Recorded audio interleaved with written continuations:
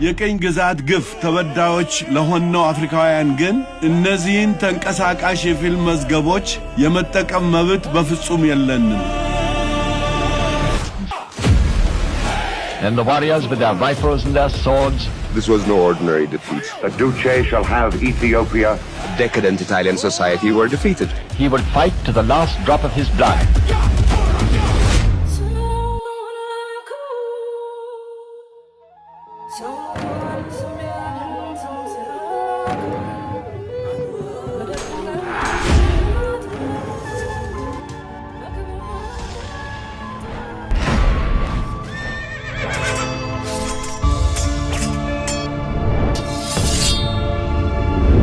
የምኖረው በታሪክ መዝገብ ላይ በደመቀች ከተማ ቢሆንም ውስጤ ግን ደብዝዟል።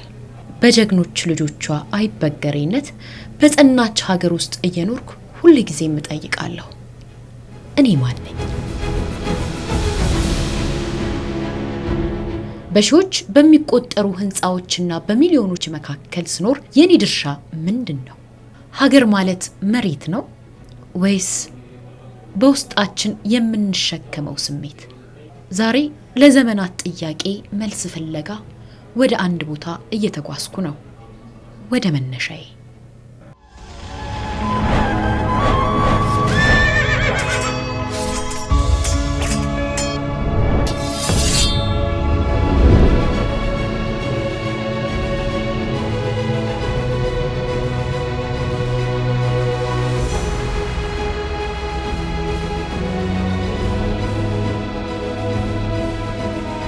አሁን ያለንበት ይሄ መነሻ ቦታ የሚባለው በአጠቃላይ በአድዋ ድል መታሰቢያ ውስጥ የሚገኝ ነው።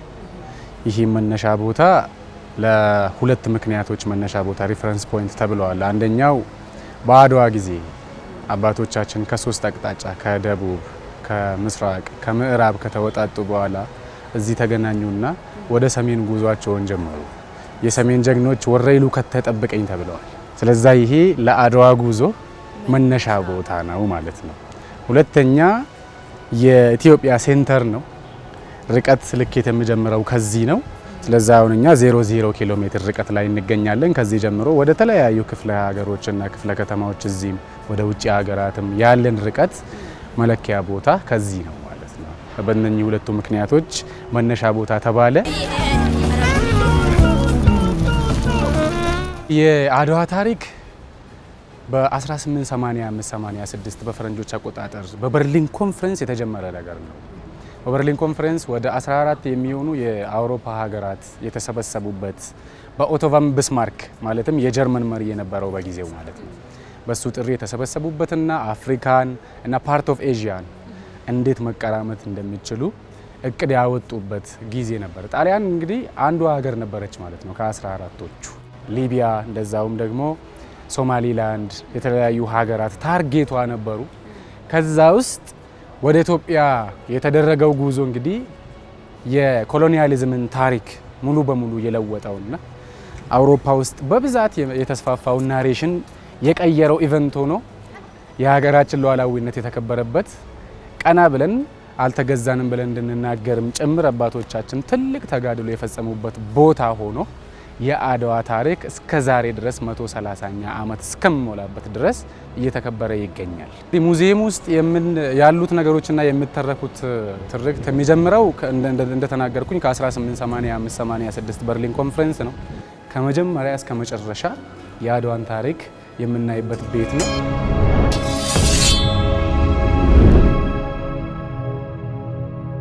ጣሊያንና ኢትዮጵያ መካከል የተደረገ የወረቀት ስምምነት ነው የመጀመሪያ። ወደ 20 አንቀጾች አሉት። በአማርኛም በጣሊያንኛም ተተርጉሞ ተጽፈዋል። እነኛ አንቀጾች ለሁለቱም መንግስታት ንጉሠ ነገሥት ከአውሮፓ ሀያላን መንግስታት ጋር ለሚዋዋሉት ጉዳይ ሁሉ በቀዳማዊ የኢጣሊያ ንጉሠ ነገሥት በኩል ለመጠቀም እሺ ብለዋል። ስለዚህ የውጫሌ ውል አንቀጽ 17 የአማርኛና የጣሊያንኛ ትርጉሙ በመለያየቱ ምክንያት ለአድዋ ጦርነት ምክንያት ሆኗል ይላል። እንግዲህ ከዚህ በኋላ ነው እኛ አንድ ሉዓላዊ ሀገር ሆነን በማንንም ሀገር ፍቃድ አይደለም ከሌሎች ሀገራት ጋር ግንኙነት የምናደርገው ነው። ያ የውጫሌን ስምምነት ሙሉ በሙሉ እንዳንቀበልና እንድንሽረው አድርጓል። ያ ሲሆን ደግሞ ጣሊያን ሁለተኛ አማራጩ በጉልበት ኢትዮጵያን መያዝ ነው። ያንን ለማድረግ ነው 1893 በፈረንጆች አቆጣጠር በእንጥጮ በኩል ወደ ኢትዮጵያ ድንበር ጥሶ ገብቶ እስከ መቀሌ ድረስ ለ3 ዓመታት ያህል ወረራውን አካሂደዋል። እንግዲህ ለ3 ዓመት ለምንድን ነው ጣሊያን የተጠበቀው? ልክ እንደገባ ለምንድን ነው ወደ ውጊያ ያልሄዱት የሚለው ጥያቄ ይኖራል እዚህ ጋር። እንግዲህ ኢትዮጵያ በብዙ ቻሌንጆች መካከል ሆና ነው የአድዋን ጦርነት ያካሄደችው። ከአድዋ ጦርነት በፊት ክፉ ቀን የሚባል ነበር። ብዙ እንስሶችን የጨረሰና 1/3 ሊሆን የሚችል የሀገራችንን ሕዝብም ጭምር የጨረሰው በሽታ ነው። ከዛ በኋላ እነኚህ ድርቅ ነበሩ፣ ረሃብ ነበር በሀገራችን። ያንን ሁሉ ተግዳሮት ተቋቁሞ ነው የኢትዮጵያ ሕዝብ ወደ አድዋ የሄደው። ሁለተኛ እንደ ዛሬ ኦርጋናይዝድ የሆነ ዌል ትሬንድ የሆነ ሚሊተሪ አልነበረንም። ነገር ግን የአድዋ ጦርነት ላይ የተሳተፉት አብዛኛዎች አርሶ አደሮችና አርብቶ አደሮች ነበሩ። እነሱን ከተለያየ ቦታ መሰብሰብና የሚዋጉበትን ጦር መሳሪያ ጭምር ማዘጋጀት ጊዜ ይፈጅ ነበር። ሌላው የዲፕሎማሲ ስራም ተሰርቶ ነበር። እንግዲህ የአጼ ኃይለ ሥላሴ አባት ልዑል ራስ መኮንን ወልደ ሚካኤል ጉዲሳ ወይ አባ ቃኘው የምንላቸው ኢትዮጵያን ወክሎ ይሄ የውጫሌ ስምምነት ውድቅ መደረጉ ሁኔታና ኢትዮጵያና ጣሊያን መካከል የተፈጠረው ቴንሽን ወደ ጦርነት እንዳያመራ ብዙ የዲፕሎማሲ ስራዎችን መስራት ችለዋል። እንግዲህ ይሄ ሁሉ በ3 ዓመት ውስጥ የተደረገ ነው። እንደሱ ማለት 1896 ሆነን ማለት ነው። 1896 ከሆነም በኋላ ግን ጦርነቱ ኢሚነንት መሆኑ ከታወቀ በኋላ ንጉሱ ክተት አወጁ። ይህም ክተት በነጋሪት ነው የታወጀው። ነጋሪት ጎሳሚ ነጋሪት ይጎስማል፣ ለፋፊ መልእክት ያስተላልፋል። ከዛ በኋላ ደግሞ መልእክተኞች ወደ ተለያየ የሀገሪቱ ክፍል መልእክት ያደርሳሉ። ያንን መልእክት የሰማ ኢትዮጵያዊ ነው ሆ ብሎ የተነሳ እነኚህ ሰዎች ይህንን የንጉስ አዋጅ ሲሰሙ ምን አሉ? ጠላት እንደገባ ሀገራችን በሌላ ሀገር እየተወረረች እንደሆነ ሲሰሙ የውስጥ ጉዳያችን የኛው የቤት ስራ ነው፣ በኋላ እንመለስበታለን። አሁን ግን የጋራ ጠላት አለን። ለአንድነት ቆሙ፣ ለአንድነት ለሀገር ቆሙ። እንግዲህ ለአንድነት ቆሙ፣ የያዙትን አላማ መስዋዕት አድርጉ። ሁሉንም ትቶ አንድ እንዲሆኑ ያደረገው ከውጭ የመጣ ጠላት ነው ማለት ነው። እዛ በሀገር ጉዳይ ሲሆን እንደማይደራደሩ አቋማቸውን ያሳዩበት ነው አባቶቻችን። እዚህ ጋር የምናየው ይሄኛው ሬፕሊካ ተመሳስሎ የተሰራ ነጋሪት የምንለው ነው። ይሄ ነጋሪት ሲጎሰም ነው አዋጅ የሚታወጀው። ከዛ በኋላ ከመንግስት የታወጀው አዋጅ ሁሉም ጆሮ ጋር ሲደርስ ሁሉም የመመለስ ግዴታ አለበት ማለት ነው። እያንዳንዱ መልእክቶች በዚህ ነበር ሲተላለፉ የነበረው። ነጋሪት እንደዚህ ትልቅ እንደሆነ አላውቅም ነበር በነገራችን ላይ። እንግዲህ ይሄኛው ሞር የነጋሪት ስትራክቸር እንድታይና እንድታወቅ ተደርጎ አምፕሊፋይ የተደረገ ነው። 1880ዎቹ 67ዎቹ ውስጥ የነበረው ስርዓት በዚህ ነጋሪት ነበር ማለት ነው። ይሄኛውን ኦሪጂናል ትልቁን ነጋሪት እንላለን፣ ትንሿ ደግሞ እማሪት ትባላለች። ጣሪያው ነጋሪት መስሎ ነው የተሰራው። ጣሪያ ላይ የተሳሉ ስዕሎች አሉ። የአድዋ ተራራዎችን ነው የሚያሳዩ። ይህንን ሲያይ ሰው እዚህ ውስጥ ጦርነት ማካሄድ ይቅርና እንደው ቀጥ ብሎ መሄድ ራሱ ከባድ ይሆናል እና ምን ያህል ከባድ እንደነበረ ህዝብ እንዲረዳም ጭምር ነው። መሀል ላይ የሚታየው ነገር አንድ አድዋ ውስጥ ምንድብዳብ የሚባል ቦታ አለ እና እዛ ምንድብዳብ ላይ የኢትዮጵያና የጣሊያን ወታደር ተመጣጣኝ ሆኖ የተዋጋበት ቦታ ነበር። ለምንድን ነው ተመጣጣኝ የሆነው? ጣሊያኖችም የዘመናዊ መሳሪያ መጠቀም የማይችሉበት፣ አባቶቻችን በጉራዴና በጊሌ ጣሊያኖችን የገጠሙበት፣ ብዙ ህዝብ የተሰዋበት፣ 3 የሚሆኑ የጣሊያን የጀነራሎች የተገደሉበት፣ እንደዛውም ከኛም ደግሞ ፊታውራሪ ገበየሁ ገቦ ጉርሙ አባጎራው የተሰዋበት፣ ብዙ እልቂት የተፈጸመበት፣ ነገር ግን ታሪክ ደግሞ የተቀየረበት፣ አዲስ ታሪክ የጻፍንበት፣ ለአፍሪካም ጭምር የተስፋ ጭላንጭል ያሳየንበት ቦታ ነው ማለት ነው። ያ ቦታ ለሀገሩ መሞት ለሀበሻ ጌጡ ነው ይላሉ። መሞት ማንም ሰው ይፈራል። በጣም ብርቱ የሚባል ሰው ደግሞ ሞትን ላይፈራ ይችላል። ሞትን ጌጤ ነው የሚል ግን ከዛም የበለጠ ሞት ጌጥ የሆነው በአድዋ ላይ እዚህ ጋር ወደ 4 አይነት ጦሮች ዲስፕሌይ ተደርገዋል። ከደቡብ የመጣ አለ፣ ከምስራቅ፣ ከምዕራብ፣ ከሰሜን፣ ከተለያየ ቦታ ሰው ስመጣ ልክ እንደ ካልቸራችን እንደ ባህላችን መለያየት የተለያየ ጦር መሳሪያም ጭምር ነው የያዝ ነው። በአድዋ ጊዜ እንግዲህ ያን ዳይቨርሲቲውን ያሳያል። እያንዳንዱ መሳሪያዎች ኦሪጂናል ናቸው። በዚህ በስተግራችን ጎራዴዎችና ጊሌዎች ይገኛሉ። እነኚህ ጎራዴ፣ ጊሌ የምንላቸው አብዛኛው የኢትዮጵያ ወታደሮች የያዟቸው መሳሪያዎች በእኛው በአንጥረኞቻችን የተሰሩ ናቸው። 5 ወራት ነው 150 ቀናት። ስለዚህ ምግብ ያስፈልጋቸዋል እነኚህ ሰዎች፣ ትጥቅ፣ ሌሎች ነገሮች ለስንቅ ለመያዝ የተገለገሉበት በአድዋ ብቻም ሳይሆን ኢትዮጵያ ውስጥ አገልግሎት ላይ እንደነበሩም ጭምር ያሳያል። ነጭ ለባሽ ነው አይደል? ኢትዮጵያዊ በአድዋ ጊዜ ከጥጥ የተሰራ ልብስ ነው የሚለብሱት ሁሉም እና ነጭ ለብሶ ነው ወደ አድዋ የተማሙት። የአድሬሲንግ ኮዳችን ያ ነበር ማለት ነው። እዚህ ቤት ውስጥ በ19ኛ ክፍለ ዘመን አለባበስ ስታይላችን ምን ይመስላል የሚለውንም ጭምር ወደ ኋላ መለስ ብለን ታሪካችንን እንድናይ ያደርጋል።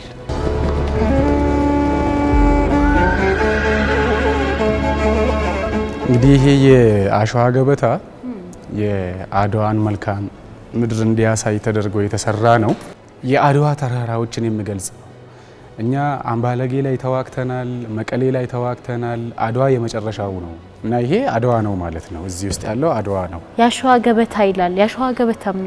የአሸዋ ገበታ ማለት እንግዲህ ከአሸዋ የተሰራ ነው። በመከላከያ ጂኦስፓሻል ነው የተሰራው ይሄ ነገር። ሰው ሲሰራ ቦታው ላይ በርድስ አይቪው ከወሰዱ በኋላ ነው የሰሩትና እዚህ ጋር የምናገኘው አድዋ ከተማ ነው። ታውን ኦፍ አድዋ። ይሄኛው የኢትዮጵያ ወታደር አሰላለፍ ነው። ከንጉስ ዳግማዊ አፄ ምኒልክ፣ እቴጌ ጣይቱና 12 የጦር መሪዎችን እዚህ እናገኛቸዋለን። ከዚህ ሁሉ መሳሪያ ግን አንድ እንኳን የማረክ ነው የለም። ቅድሚያ ላይ በጣም ጥሩ። አሁን 3000 ሰዎችን ማረክናለን። ሰው ስላስቀደምን ነው እንጂ መሳሪያዎችን ማርከናል። ከትልቁ መድፍ ጀምሮ ወደ ከ35 በላይ የሆኑ መድፎች ተማርከዋል በአድዋ ጊዜ። እንግዲህ አንዱ እዚህ የምናየው ነው። ይሄኛው ቶሪኖ ነው የተሰራው፣ ጣሊያን ሀገር። ምልክቱ የቶሪኖ አርማ ሲል ያለበት ነው። አባቶቻችን ይሄንን ከማረኩ በኋላ ጣሊያኖች ላይ ተጠቅሙበታል። 3 ጀነራሎች ነበሩ ይሄንን መድፍ ማንቀሳቀስ የሚችሉ። ፊታውራሪ ገበየው፣ ደጃዝማች ባልቻ፣ ራስ አባተ ያለው ንጉሱ 3ቱ። እንግዲህ ፊታውራሪ ገበየው በሚሰዉበት ጊዜ የመድፍ ተኳሽነቱን ቦታ እና ወታደራቸውን የመምራቱን ቦታ ደጃዝማች ባልቻ ነበሩ የተተኩት። ደጃዝማች ባልቻ ለፊታውራሪ ገበየው ወታደር ፊታውራሪ ገበየው እንደተሰዉ አልነገሯቸውም። ይልቁኑ ደበቁና መንፈሱ እንዳይታወክ ፊታውራሪ ገበየው ወደፊት ብለዋል እያሉ አዎ፣ ስለዛ እንዳትቀሩ ብለዋል፣ ወደ ኋላ የቀረው ይቀጣል እያሉም የፊታውራሪ ገበየውን ጦር የመሩበት መድፋቸውንም በጊዜው ኦፕሬት ያደረጉበትን ነው የምናገኘው። ለዛም ነው እዚህ ላይ የምታዩ ገበየው ብሞት ተተካ ባልቻ፣ መድፍ አገላባጭ ብቻ ለብቻ።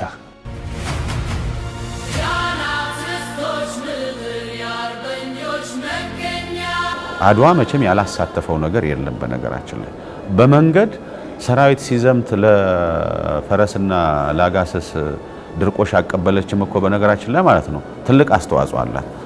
አንድ ዋንጫ ውሃ ያቀበለች ትልቅ አስተዋጽኦ አላት። ከዛ አልፎ አገር ጠባቂውንም እዚህ ጋር መዘከር ተችሏል። በአድዋ ጊዜ ከ50 ሺህ በላይ ሴቶች ተገኝተዋል ይባላል በታሪክ።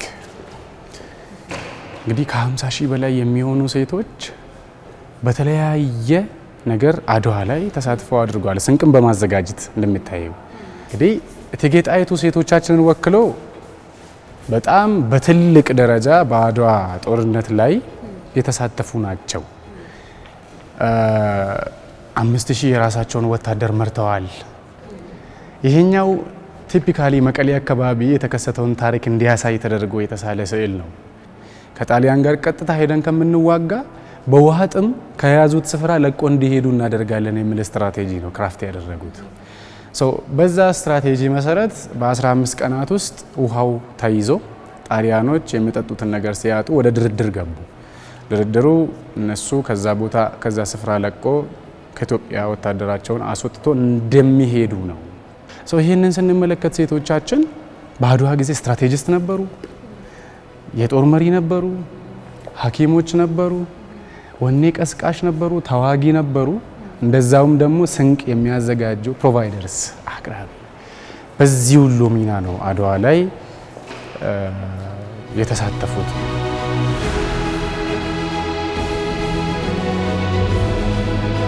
እዚህ ሁሉ ነገር አፍ አውጥቶ ታሪክ ይናገራል።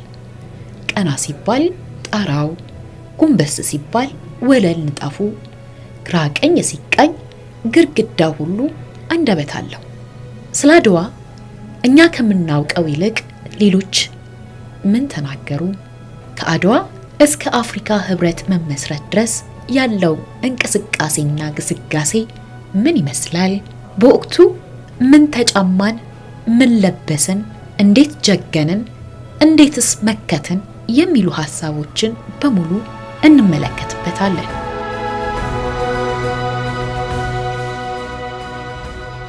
የአፍሪካ ህብረትን ሰርቭ እንድታደርግና መቀመጫ እንድትሆን እንደሚታወቀው በጣም ትውልዶችን ያለፉ ክርክሮች ነበሩ አይደለ? የአዲስ አበባ ዛሬዋ እንኳን በኢንፍራስትራክቸርም በምንም ከማንም ከተሞች ጋር መወዳደር የምትችልና ማሸነፍ የምትችል ናት። በጊዜው ግን ሌሎች ትላልቅ ከተማዎች ይሄንን ሆስት የማድረግ አቅም ስላላቸው ወደ ሌላ ሀገር እንዲወሰድም ጭምር ክርክሮች ነበሩ። በዛ ክርክር ታዲያኛ ያቀረብነው አንድ ነገር ነው። ማነው ነጮችን በአፍሪካ አህጉር ለመጀመሪያ ጊዜ ድል የነሳው? ማነው ራሱን ሳያስደፍር ለጥቁር ህዝቦችም ጭምር ኩራት የሚሆነውን ድል ያስመዘገበው? ስለዚህ ኢትዮጵያ እንደ ሀገር፣ አዲስ አበባ እንደ ከተማ አይደለም፣ ኢትዮጵያ እንደ ሀገር ይህንን ዲዘርቭ ታደርጋለች ነው። ዛሬ ግን እኛ አዲስ አበባም ጭምር በኢንፍራስትራክቸርም በምንም ዲዘርቭ ታደርጋለች እንላለን። እኛም ማስቀጥለናል። እነሱ በደማቸው ባጥንታቸው ይህን ሁሉ ዋጋ ከፍለው ይህን ሁሉ በረከት ሲያመጡ ለሀገራችን፣ እኛ ደግሞ ያለውንም ነገር ከማስቀጠልና የራስንም ታሪክ ከመስራት ጋር ትንቅንቅ ፈጥረን እንግዲህ አዲስ አበባ እንደ ስሟ አዲስ አበባ ሆናለች። አድዋን የሚያክል ታሪክ በመሃሏ በሴንተር ይዛ ሌሎች ሪፎርሜሽኖችን እያካሄደች አዲስ አበባ ለታሪክ ብቻ ሳይሆን አድዋን ብቻም ደግሞ ሳይሆን አሁን ስታይ የአፍሪካን ህብረት ቀርቶ ሌሎች አይነት ዓለም አቀፋዊ የሆኑ ኢቨንቶችን ኮፕ 32ን ጨምሮ ማስተናገድ ትችላለች ወደሚባለው ደረጃ ደረስን ማለት ነው። ስለዚህ ያ የሚያሳየው ምንድነው? በአድዋ አይቻልም የተባለውን ይቻላል እንድባል ያደረገው ትውልድ፣ የኢትዮጵያ ትውልድ፣ የኢትዮጵያ ህዝብ አሁንም ቢሆን ያንን ካልቸር የወረሰ ያንን ተጋድሎ ያንን አልበገሪነትን ማስቀጠል የሚችል ሌላ ትውልድ እንዳለው ነው የሚያሳየው። የቀደሙ ታሪኮቻችንን ማስታወስና አዲስ ታሪኮችን መጻፍ፣ የአባይ ግድብን መገደብ ቀላል ነገር አይደለም።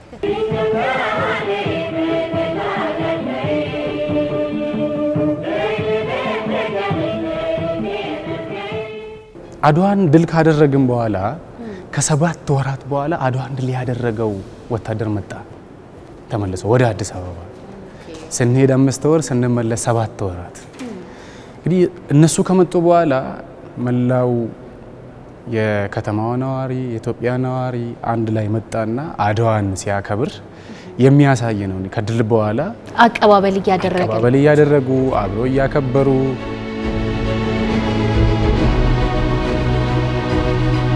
ወደ 3000 እና ከዛ በላይ የሚሆኑ የጣሊያን ምርኮኞች ወደዚህ ወደ አዲስ አበባ እንደመጡ ተደርገዋል። ከአድዋ እንግዲህ ከዛ ጋር የተያያዘ በስምምነት ጣሊያንም ኢትዮጵያም በጠረጴዛ ዙሪያ ተወያይተው ይህንን የአዲስ አበባ ውል ተፈራረሙ።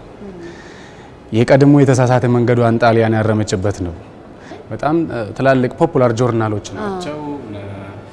ኒውዮርክ ታይምስ፣ ሌ ፔቲት ፓሪዚየን፣ ዘ አትላንታ ኮንስቲቱሽን ስለ አድዋ ተናግረዋል፣ ጽፈዋል። እንግዲህ ይሄ ዘገባ አሁን ማርች 3 1896 ይላል ፐብሊሽድ የተደረገው። እኛ አድዋን ያሸነፍነው ፈርስት ማርች 1896 ነው። ከሁለት ቀናት በኋላ የተዘገበ ዜና ነው። እንደምታዩ አቢሲኒያንስ ዲፊት ኢታሊያንስ ይላል። አቢሲኒያኖች ጣሊያኖችን አሸነፏቸው ይላል። የኢትዮጵያ ሕዝብ ጣሊያንን እንደማለት ነው። ጦርነቱ የሕዝብ እንደሆነ ያውቁታል። ይሄ የመንግስት ወይ ደግሞ የአንድ የተደራጀ ወታደር አይደለም፣ የሕዝብ ጦርነት እንደሆነ እነሱም ይረዱታል።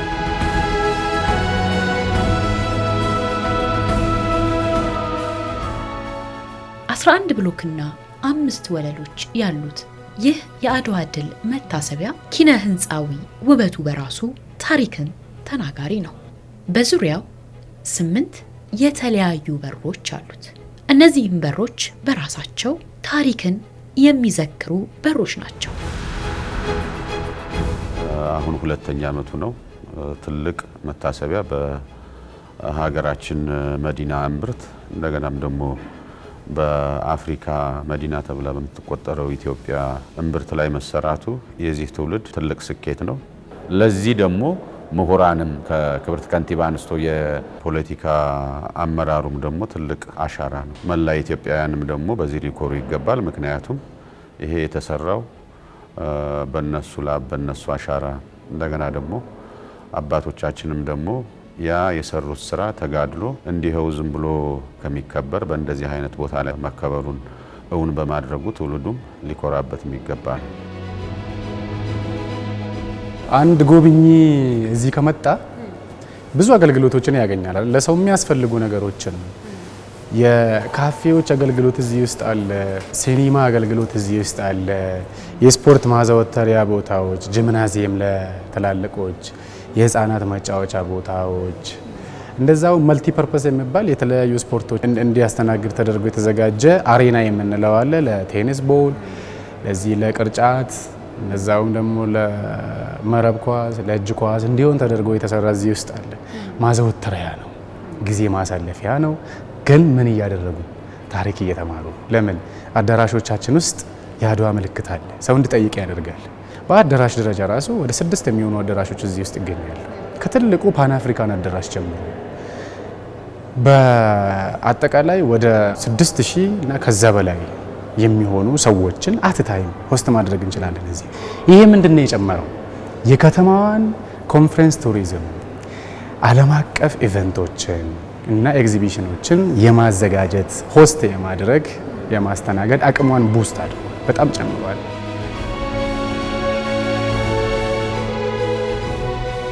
የመጣ ያለው ጄኔሬሽንም ደግሞ ትልቁ ስራ ኢትዮጵያን ምቹ ማድረግ የራሳችን ስራ ነው። ለራሳችን ብለን ነው ምቹ የምናደርጋት። ኢትዮጵያ በርካታ የሆነ ያልተነካ ጸጋ ያላት ሀገር ናት። ብሔራዊ ጥቅማችን ደግሞ ከታሪካችን የሚነሳለ አንደኛው በሀገራችን ውስጥ ያለን ማንኛውንም ሀብት ጸጋ መጠቀም ብሔራዊ ጥቅማችን ነው። ይሄንን ሊገታን የሚችል ኃይል ራሱ ትውልዱ መሟገት ማጥፋት አለበት ነው። ከዛ ጋር ደግሞ እንደገና ብሔራዊ ጥቅም ስንል ኢትዮጵያ ካል ለ3400 ዘመናት ሰፊ የባህር በር የነበራት ሀገር ናት። ትናንት ከቅኝ ግዛት ጋር በተፈጠረ ኢምንት ምክንያት ማለት ነው። ከትናንትም አይደለም እንደው በታሪክ መነጽር ብንመለከተው ማለት ነው ያለፉት 2 ሰዓታት ብለን መውሰድ እንችላለን። ባህር በር ስለሌለን እኮ ነው አይደለም እንዴ በ1927 28 ጣሊያን እንደገና ሲወረን መሳሪያ አታስገቡም የተባለው ማጓጓዝ የተከለከለ ነው። አሁንስ ምን ዋስትና አለን? ስለዚህ ያ በመሆኑ ትልቁ ስራ ይሄ የባህር በርን በተለይ እሱ ቁጥር 1 እና ነገ ከነገ ወዲያ ለዚህ ሁላችን መረባረብ ያለብን ሆኖ ሌላውንም ደግሞ የሀገሪቱን ጸጋና የተፈጥሮ ሀብት፣ የባህል ሀብት፣ የታሪክ ሀብት ጥቅም ላይ የማዋሉ ነገር ብሔራዊ ጥቅሟን ማስጠበቅ የዚህ ትውልድ ነው። እዚህ ጋር ስቆም የሰይፍ ድምጽ፣ የፈረስ ኮቴና የእንቢተኝነት ሽለላ የሚሰማኝ መሰለኝ።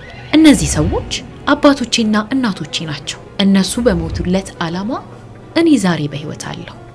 እዚህ ጋር አየሩ የተለየ ነው። እንደ ጸሎት ቤት ጸጥታ፣ እንደ ጦር ሜዳ ጩኸት። እነዚህ ፊቶች ለእኔ ሲሉ የሞቱ የጥቁር ህዝብ ሁሉ ኩራት ናቸው።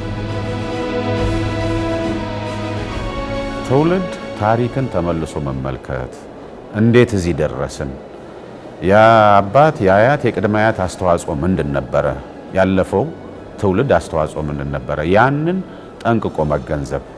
ያንን ጠንቅቀን ስንገነዘብ ነው ሚናችን ደግሞ ምንድነው የኛስ ብለን መመልከት ምንችለው ማለት ነው።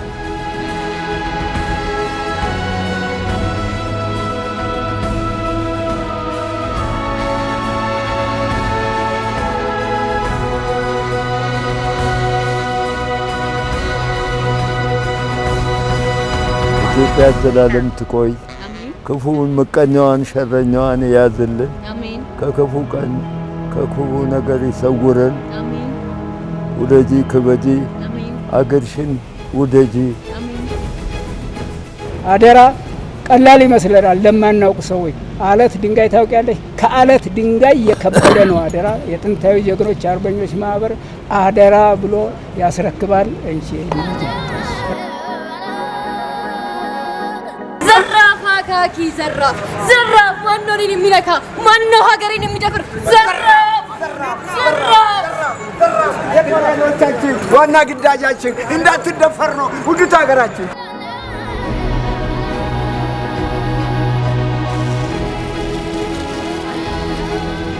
ዛሬ 00 መነሻዬን አውቄያለሁ። መዳረሻዬ ደግሞ ታላቅነት ነው። እርግጥ ነው እኔ የጀግና ልጅ ነኝ። የነገዋን ኢትዮጵያ የምገነባትም እኔው ነኝ። እኔ የአድዋ ልጅ ነኝ። እኔ የጥቁር ሕዝብ ተስፋ ነኝ። ከእንግዲህ ማንነቴን ፍለጋ ሩቅ አልሄድም። ታሪኬን በትከሻዬ ተሸክሜ ሀገሬን በእጆቼ አለማታለሁ። ይህ የኔ አድዋ ነው። የእናንተስ አድዋ ምንድን ነው?